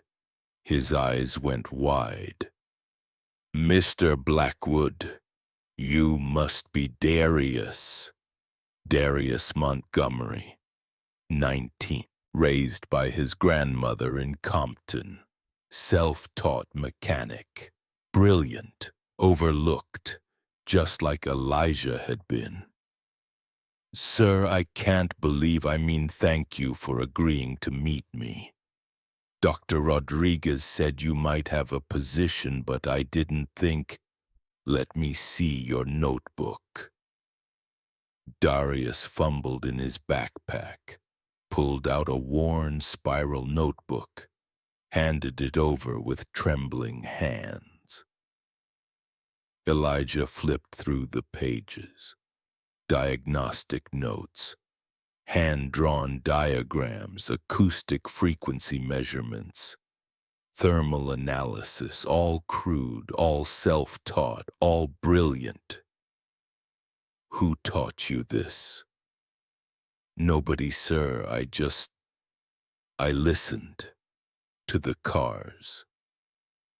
Elijah looked up, met Darius's eyes. Your grandmother worked with my grandmother, is that right? Yes, sir. Jefferson Medical Center, night shift janitorial crew 20 years ago. What was her name? Loretta Montgomery. She passed 2 years ago, cancer. Elijah's chest tightened. Another grandmother, another woman who cleaned buildings and understood machines. Another generation of invisible talent. Loretta told you to find me. Yes, sir. Before she died, she said if anyone would give me a chance, it would be Rose Blackwood's grandson. Elijah closed the notebook, handed it back. You start Monday, $18 an hour, 20 hours a week. You'll work with me on Catherine Whitmore's collection. You'll audit my classes here for free. You'll learn everything I know. Darius's eyes filled with tears. Sir, I don't know what to say. Say you'll work hard. Say you'll listen. Say you'll pass it on when it's your turn. I will, I promise. I know you won't. Elijah put his hand on Darius's shoulder. Because talent doesn't need permission, it just needs opportunity. He turned to Micah. Buddy, this is Darius. He's going to be working with us. Micah extended his hand, serious, formal. Nice to meet you, Darius. Darius shook it. Nice to meet you too, man. Dr. Rodriguez watched from the doorway, smiling. You're building something, Elijah. I'm just passing it on. 6 months later, the grand opening of the Rose Blackwood Automotive Academy happened on a Saturday in October. The building was modest, a converted warehouse in South Los Angeles. Nothing fancy. But it was theirs, funded by Catherine Whitmore's foundation, Richard Preston's scholarship fund, donations from people who had seen the viral video. 50 million views now, the story had spread, and from those 50 million views came enough money to build something permanent, a place where talent mattered more than credentials. Where listening mattered more than degrees, where invisible people could become undeniable. 200 people gathered for the opening. Elijah stood at the podium, Micah beside him, 9 years old now, taller. My grandmother Rose Blackwood cleaned hospital floors for 40 years. She made $8.50 an hour. Never got a raise, never got recognition. His voice carried across the crowd. But she knew something the world forgot. She knew that talent doesn't need permission. That truth announces itself if you listen. That dignity is something you carry. He paused. This academy exists to prove she was right, to give opportunities to people who have talent but not credentials, who have been invisible but deserve to be seen. Elijah looked at Darius, standing in the front row, 6 months of training. Already one of the best diagnostic technicians Catherine had ever worked with. My first student is here today, Darius Montgomery. His grandmother worked with mine, cleaned the same buildings, understood the same truths. Darius nodded, smiled. He'll teach the first class tomorrow, teaching what I taught him, what Grandma Rose taught me, how to listen. Micah stepped forward, holding a ribbon, red, bright. Together, father and son cut the ribbon. The Rose Blackwood Automotive Academy was officially open. After the ceremony, Elijah and Micah drove to Oakland, to the cemetery where Grandma Rose was buried. They stood in front of her headstone, simple, granite. Elijah knelt down, placed a wrench on the grave, the same wrench she'd used to teach him 24 years ago. We did it, Grandma. The academy opened today. Darius is teaching. Micah is learning. The cycle continues. Micah placed flowers next to the wrench. Great-grandma, I wish I could have met you. Dad says you were the smartest person he ever knew. Elijah put his arm around his son. She was, and she'd be proud of you, buddy. They stood in silence. Then Micah said something that broke Elijah's heart in the best way. Dad, when I grow up, I want to teach people like you teach Darius. Pass it on.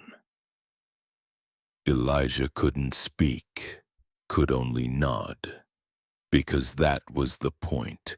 Not the Ferrari, not the money, not the vindication. The point was this: standing at his grandmother's grave with his son, knowing the cycle would continue. One generation at a time. One student at a time. One person listening to truth. 1 year later, Elijah stood in the diagnostic bay at UCLA, teaching a class of 30 students, 15 from the Rose Blackwood Academy, 15 from traditional programs, all learning to listen. Dr. Rodriguez sat in the back row, smiling, watching her research assistant become something more. A teacher, a mentor, a living example that credentials don't make you capable. Listening does. After class, Elijah drove to Catherine's facility. The collection had grown, 20 cars now, each maintained to perfection. Darius was there, training 2 new apprentices. Ray Sullivan had joined them too, retired from Prestige Motors. Happier than he'd been in years. How was class? Ray asked. Good, we're covering harmonic resonance next week. The thing that started all this. Yeah, the frequency that changed everything. Catherine appeared from her office. Elijah, you have a visitor. Who? She didn't say, but she's driving a 2019 Honda Accord. Elijah walked to the entrance. A woman stood there, 46 years old, blonde, wearing jeans and an AutoZone polo shirt. Vanessa Sterling. She looked different, older, tired, but something in her eyes had changed. Mr. Blackwood, I'm sorry to show up unannounced. I wanted to see what you built. How did you find this place? The internet. Your story is everywhere. She paused. You changed the world. I just listened. No, you did more. You proved something I spent my whole life denying. That talent doesn't need credentials. That excellence comes from everywhere. Elijah was silent. I'm still donating to the scholarship fund, Vanessa continued. 500 a month. It's what I can afford. I know. I see the deposits. Thank you. Don't thank me. She stopped. I'm not here for forgiveness. I wanted you to know something. You were right about everything. She turned to leave. Ms. Sterling, Elijah called. She stopped. The academy needs volunteer instructors, people who know the business side, who can teach students how to navigate the industry. He paused.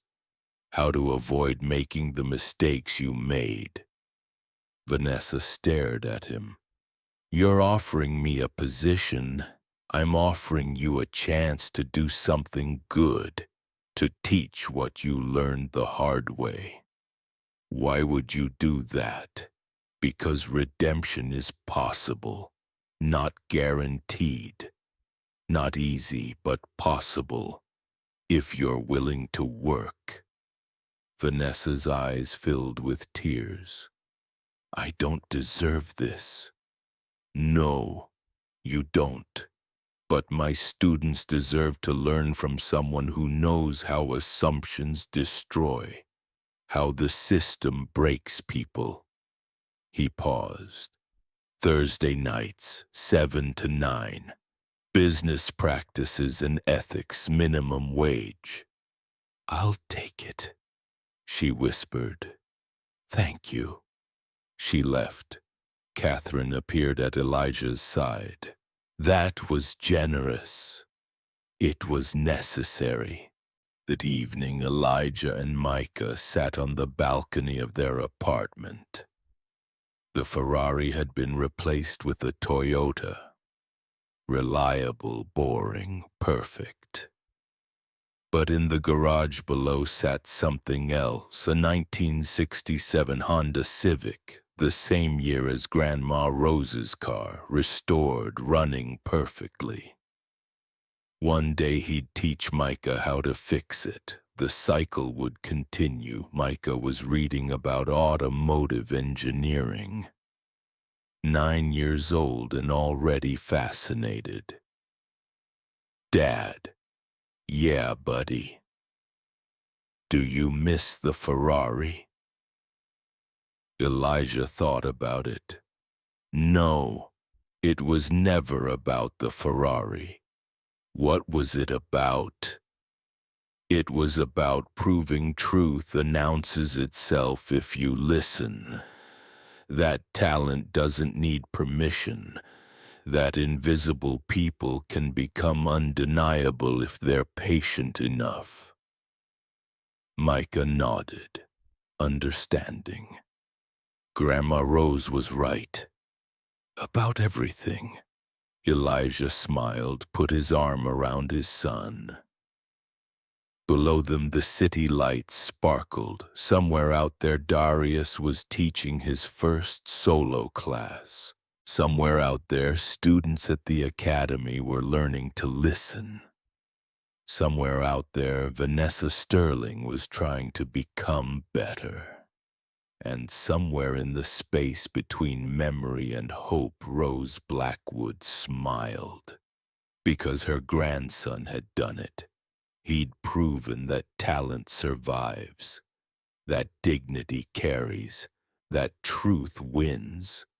Not because the world is fair, but because some people refuse to accept that it isn't. Elijah Blackwood had been one of those people. His son would be another, and the cycle would continue forever.